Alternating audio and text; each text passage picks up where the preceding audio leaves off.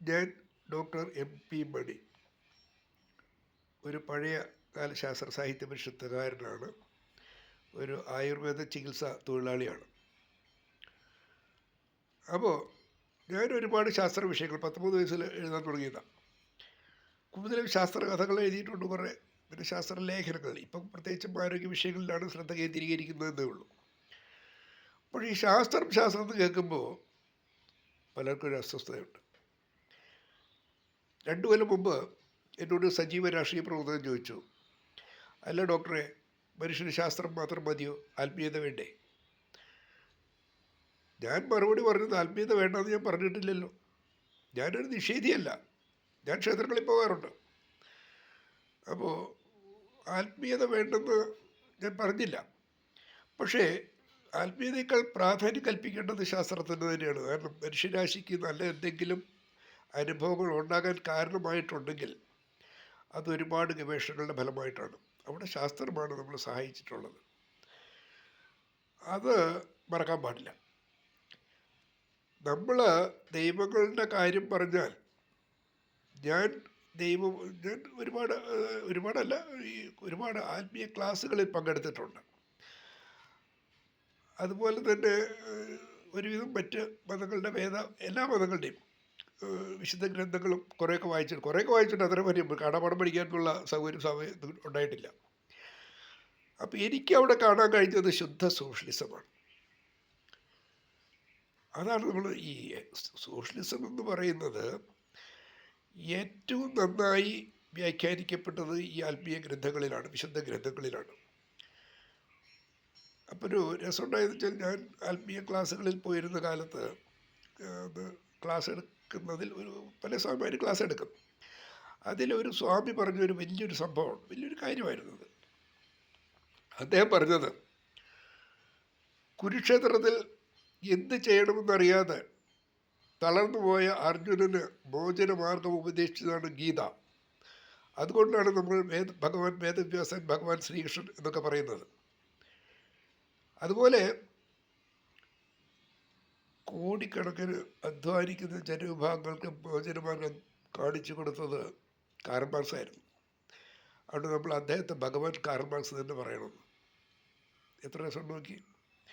അപ്പോൾ ആത്മീയ ഗ്രന്ഥങ്ങളിൽ വിവരിക്കുന്നത് സോഷ്യലിസമാണ്. സോഷ്യലിസം ഏറ്റവും നന്നായി വിവരിക്കുന്നത് ആത്മീയ ഗ്രന്ഥങ്ങളിലാണ്. ഗുരുദേവൻ, ശ്രീനാരായണ ഗുരുദേവൻ തന്നെ പറഞ്ഞില്ലേ, അവനവൻ ആത്മസുഖത്തിനാചരിക്കുന്ന അപരൻ്റെ ആത്മസുഖത്തിനായി വരണമെന്നാണ്.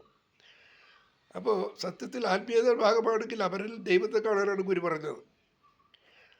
അപ്പോൾ ആത്മീയത എന്ന് പറഞ്ഞാൽ നമ്മൾ ഈ വഴിപാട് കൊടുക്കാനോ മാല കെട്ടാനോ പായസം വെച്ച് നിവേദിക്കാനോ ഉള്ള അല്ല.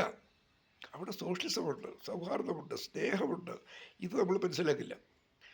ഇത് നമ്മൾ മനസ്സിലാക്കാതെ ഉള്ള സ്വർണ്ണവും ചെമ്പും വെള്ളിയും എല്ലാം അവിടെ കൊണ്ട് നിക്ഷേപിക്കും. ചില നോട്ട് കെട്ടൊക്കെ കൊണ്ടിടും. അതാ അതിൻ്റെ തമാശ. അതിൽ നമുക്ക് ആക്ഷേപമുള്ളവർക്ക് കൊടുക്കാം. ഇവിടെ ദൈവങ്ങൾ എത്രയാണ് എന്ന് ചോദിച്ചാൽ നമുക്ക് കണക്കെടുക്കാൻ പ്രയാസമാണ്. കണക്കെടുത്ത് അത്ര എളുപ്പമല്ല, അത്രമാത്രം വലിയ സംഖ്യയായിരിക്കും അത്.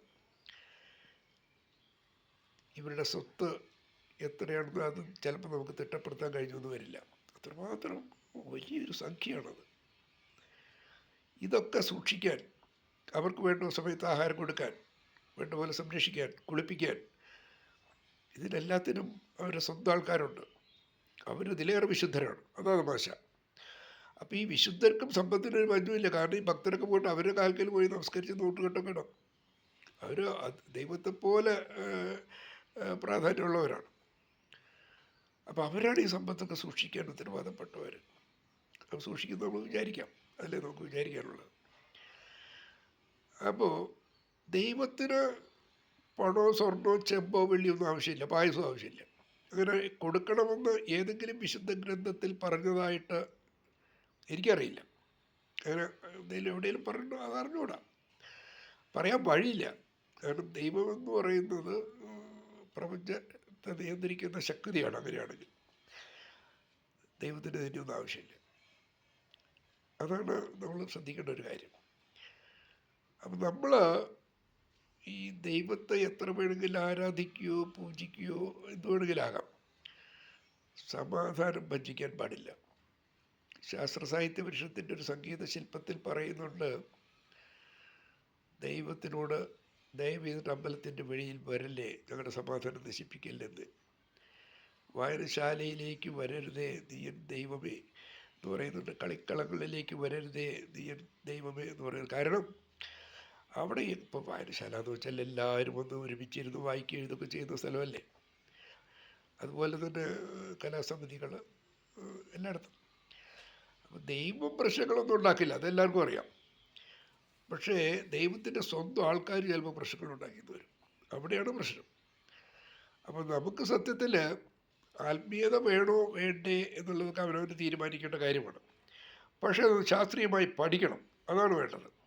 ശാസ്ത്രീയമായി പഠിച്ചാൽ നമുക്ക് വ്യക്തമായിട്ട് മനസ്സിലാവും സോഷ്യലിസം എന്ന് പറയുന്നതിൻ്റെ ഏറ്റവും വലിയ പാഠങ്ങൾ ഇതിനകത്താണ്, ഈ വിശുദ്ധ ഗ്രന്ഥങ്ങളിലാണ്, ദൈവവചനങ്ങളിലാണ് എന്ന് മനസ്സിലാക്കാൻ കഴിയും.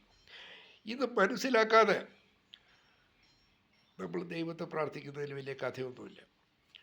അപ്പോൾ എനിക്ക് പറയാനുള്ളതെന്ന് വെച്ചാൽ നമ്മുടെ മനുഷ്യരാശിയുടെ മുന്നേറ്റത്തിന് സഹായിച്ചിട്ടുള്ളത് ദൈവങ്ങളോ വഴിപാടോ പൂജയോ ഹോമമൊന്നുമല്ല.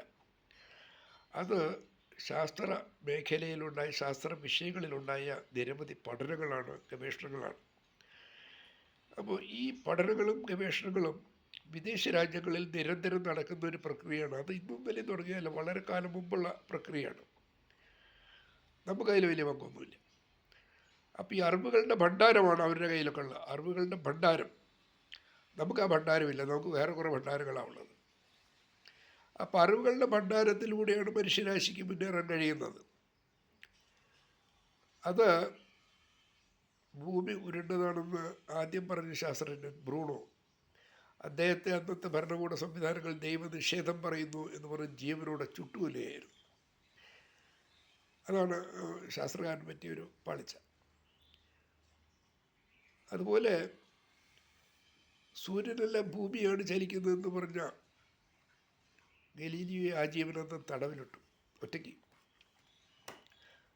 പേപ്പട്ടി വിഷത്തിൻ്റെ പ്രതിവിധി കണ്ടെത്തിയ ലൂയി പാസ്റ്ററെ എല്ലാവരും കൂടെ പരിഹസിച്ചു. അപ്പോൾ ഇങ്ങനെ ഒരുപാട് ശാസ്ത്രരംഗത്താണ് ഇത്തരം വിഷയങ്ങൾ വന്നത്. മനുഷ്യന് എന്തെങ്കിലും പ്രയോജനം കിട്ടിയിട്ടുണ്ടെങ്കിൽ അത് ശാസ്ത്രത്തിൻ്റെ ഭാഗത്തുനിന്ന് മാത്രമാണ്. ഒരു ആത്മീയതയും ഒരു മനുഷ്യനും ഒരു കാലത്തും ഒന്നിനും സഹായിച്ചിട്ടില്ല.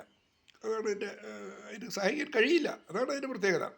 അതിന് ശാസ്ത്രത്തിന് മാത്രമേ കഴിയുള്ളൂ. മനുഷ്യൻ വിശ്വമാനവനാണ്, അതിനപ്പുറം ദൈവചൈതന്യമൊന്നുമില്ല, മനുഷ്യൻ തന്നെയാണ്. അതാണ് നമ്മൾ മനസ്സിലാക്കേണ്ടത്.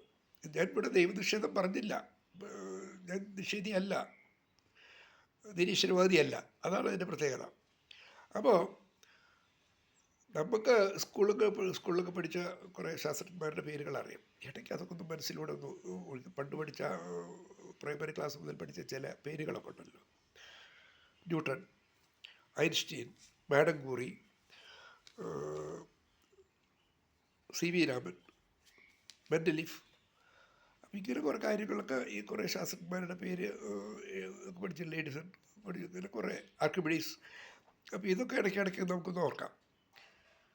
അവസാനമായി എനിക്ക് പറയാനുള്ളത്, നമ്മൾ എന്നും ദിവസം രാവിലെ തുടങ്ങുമ്പോൾ, ഉണർന്നു കഴിയുമ്പോൾ ആദ്യം സ്മരിക്കേണ്ടത് സ്നേഹാദരവുകളോടെ നമുക്ക് ആദ്യ അക്ഷരം മുതൽ പറഞ്ഞു തന്ന നമ്മുടെ അമ്മ മുതൽ അച്ഛൻ മുതൽ ജീവിതത്തിൽ നമുക്ക് നല്ല കാര്യങ്ങൾ പറഞ്ഞു തന്ന ഗുരുജനങ്ങളെയാണ് നമ്മൾ ആദ്യം ഓർക്കേണ്ടത്. അത് കഴിഞ്ഞ് ദൈവത്തിൻ്റെ സ്ഥാനമുള്ള ഇവരാണ് ഏറ്റവും വലിയ ദൈവങ്ങൾ.